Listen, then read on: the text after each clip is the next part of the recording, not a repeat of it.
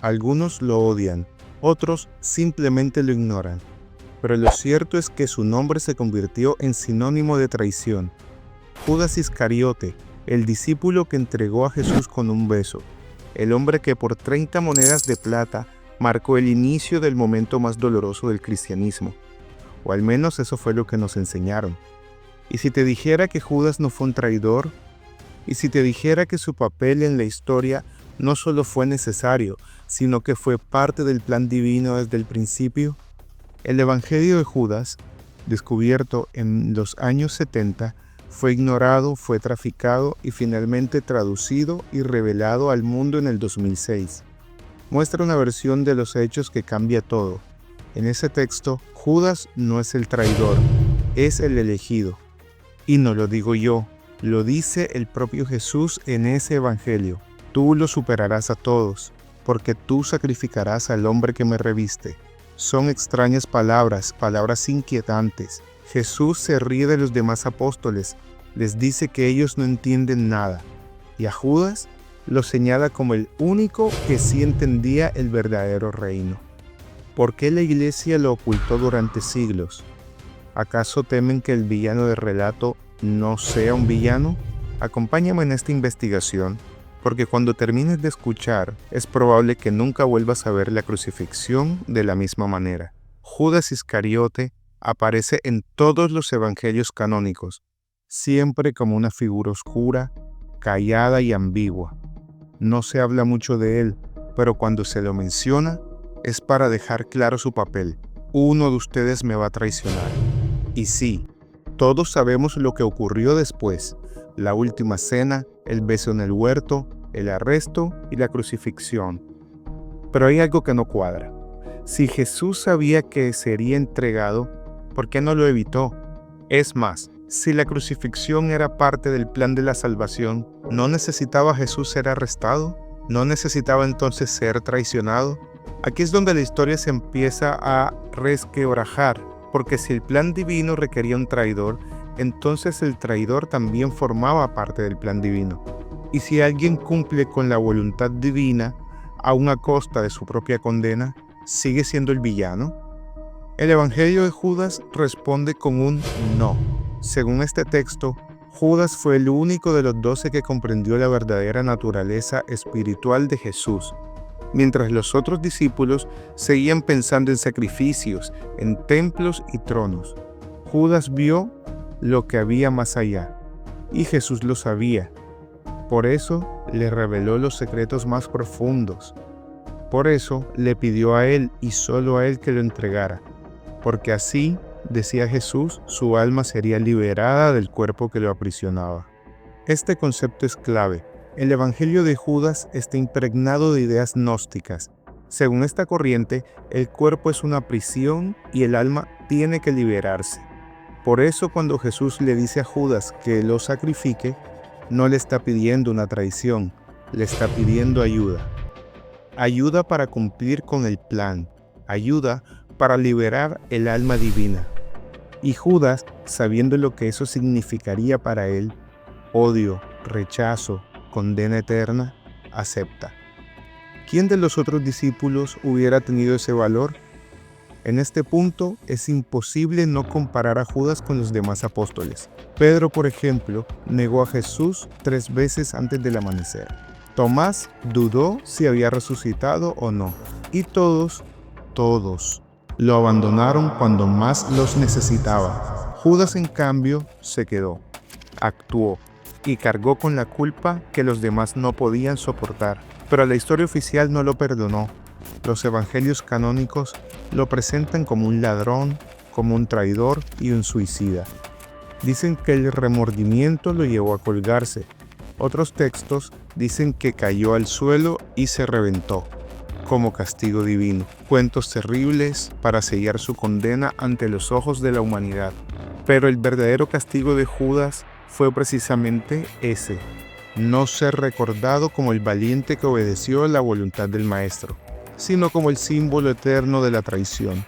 Y aquí es donde la historia se vuelve más incómoda, porque si aceptamos esta versión, entonces Judas no fue menos que un mártir. Fue un instrumento necesario para que Jesús cumpliera su destino. Y si eso es así, entonces la traición no fue traición, fue obediencia. Pero no a los hombres, sino a un mandato superior, a la voluntad de aquel que según todos los evangelios vino a morir. Y este es el dilema. Si Jesús vino a entregarse, ¿por qué juzgamos tan duramente a quien hizo posible su destino? ¿Dónde termina la traición y dónde comienza el sacrificio? Para entender esto, hay que ir más allá del Evangelio de Judas. Hay que mirar cómo fue tratado ese texto por la Iglesia. La respuesta ya la conocemos. Fue descartado, condenado y fue ignorado. La Iglesia del siglo II lo condenó herético. Irineo de León lo mencionó como un texto diabólico, y su contenido fue borrado de la historia durante más de 1700 años, hasta que apareció el Códice, un manuscrito de papiro escrito en copto hallado en Egipto. Lo encontraron unos campesinos, fue vendido a contrabandistas, luego escondido durante décadas, y finalmente llegó a manos de especialistas que lograron restaurarlo. Lo que revelaron esas páginas sorprendió al mundo académico, porque mostraban a un Jesús distinto, a un Judas distinto, y a una historia que, de ser cierta, no solo limpiaría el nombre de Iscariote, sino que haría tambalear uno de los pilares del cristianismo tradicional. Imaginemos lo siguiente: Judas no fue el apóstol rebelde, fue el más fiel. No fue el más ambicioso, fue el más valiente. No fue el que falló, fue el que cumplió con lo que nadie más se atrevía a hacer. Y el precio fue ser condenado por la eternidad. En un extraño giro, esto se convierte en una figura trágica, un antihéroe religioso, el único que hizo lo que debía hacerse, sabiendo que eso le costaría su alma, su reputación y su memoria. Mientras Pedro lo negó, mientras los otros huyeron, Judas obedeció. Y cuando todo terminó, no se justificó, no escribió su versión, ni pidió perdón. Simplemente desapareció. Suicidio, remordimiento o el silencio del que ya sabía cuál era su destino. Difícil saberlo. Pero más allá de lo que diga la tradición, el Evangelio de Judas plantea una pregunta poderosa. ¿Qué es peor, traicionar a un amigo o fallarle a Dios? Porque si Jesús le pidió a Judas que lo entregara, entonces Judas no lo traicionó, lo obedeció, y eso lo cambia todo. Muchos teólogos han evitado este tema, otros lo han enfrentado con valor, incluso a riesgo de ser censurados, porque hablar de Judas, hablar bien de Judas, sigue siendo un tabú. Es tocar una fibra que lleva 2000 años endurecida, es mirar de frente a la figura que hemos usado como advertencia para los niños, para los fieles, para los débiles. Pero si te atreves a mirar más allá, ves que el villano es quizás el personaje más humano de toda la historia. Judas no era perfecto, era impulsivo, posiblemente ambicioso y sin duda confundido. Pero también era inteligente, era cercano a Jesús y era necesario.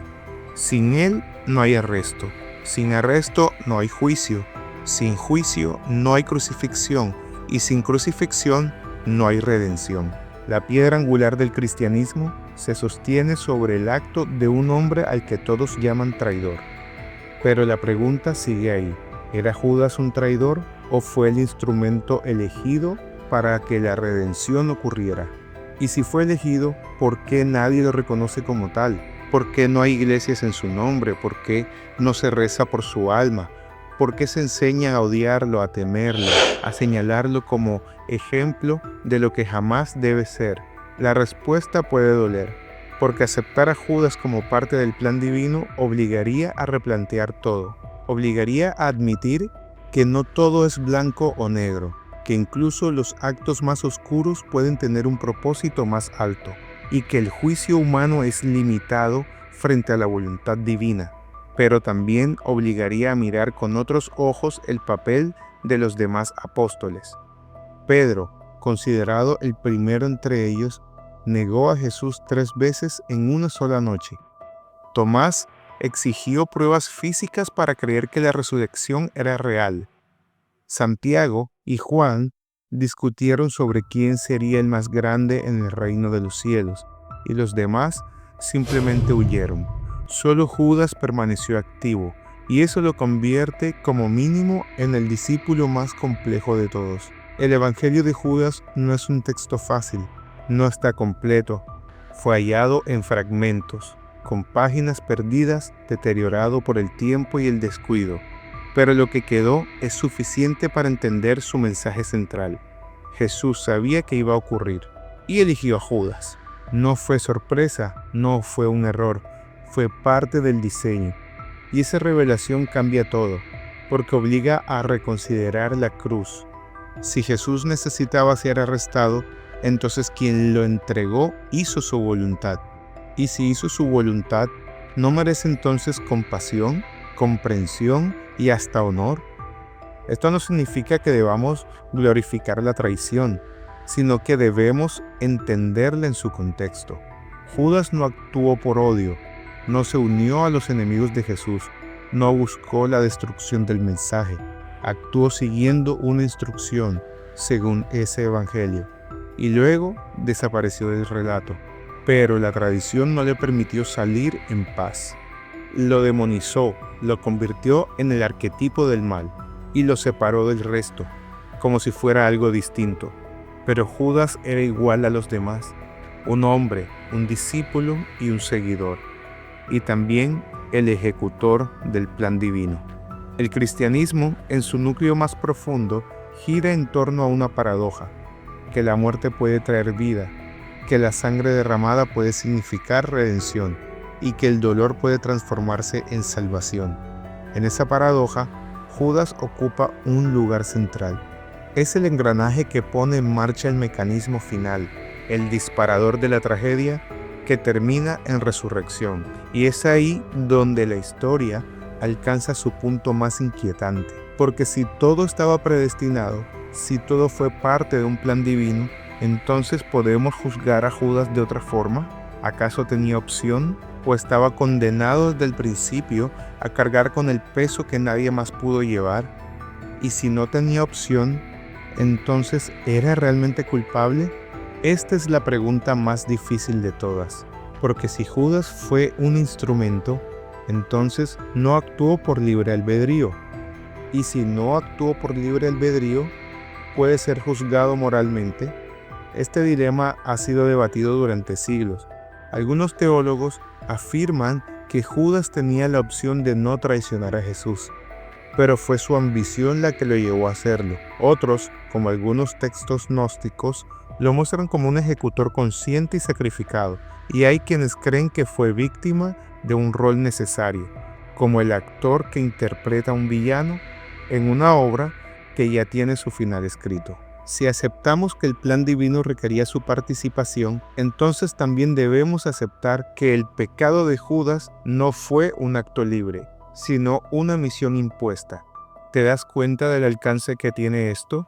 No se trata solo de limpiar su nombre, se trata de cuestionar la forma en que entendemos la redención, la traición y el sacrificio, porque si Judas fue un instrumento de salvación, entonces su figura no representa maldad, sino el costo que conlleva cumplir el plan divino. Y tal vez ese costo fue demasiado alto para un solo hombre.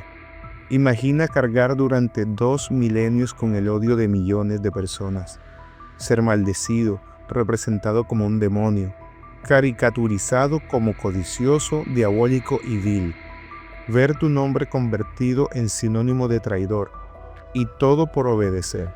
La historia de Judas no es solo una historia bíblica, es una advertencia de cómo la narrativa oficial puede sepultar verdades más profundas, de cómo una figura compleja puede ser reducida a un estereotipo, para que el relato se mantenga claro, sencillo, digerible.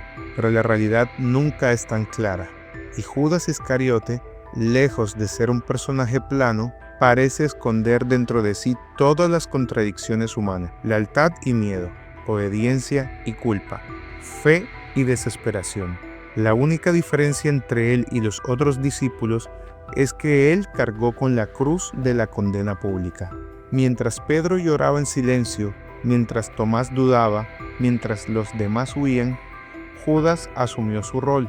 y no volvió a hablar. Pero ahora su evangelio volvió, y con él la posibilidad de mirar esta historia desde otro ángulo, no para absolver sin pensar, sino para entender, para cuestionar lo que nos contaron, porque tal vez la mayor traición no fue la de Judas, sino la del relato que le negamos. Tal vez no fue él quien nos falló, tal vez fuimos nosotros quienes fallamos al comprenderlo, porque al final el sacrificio de Jesús fue necesario.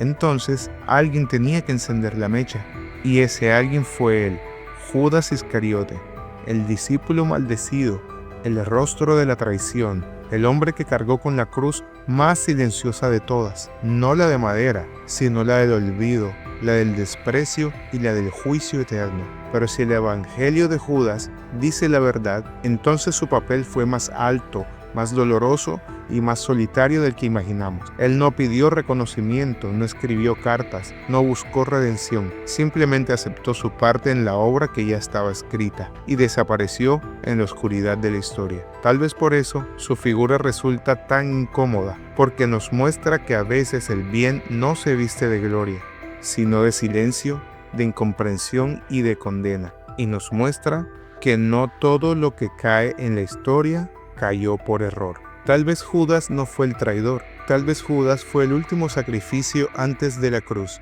Y si eso es cierto, entonces merece algo que no le hemos dado en más de 2000 años. No veneración, no santidad, solo una cosa: comprensión. Porque si su acto fue necesario, si su entrega estaba ya escrita, si su mano era la que debía mover la historia, entonces Judas no fue la sombra del plan, fue la chispa que encendió todo. Y tal vez, solo tal vez, el perdón que tanto predicamos debería comenzar por él. Piensa.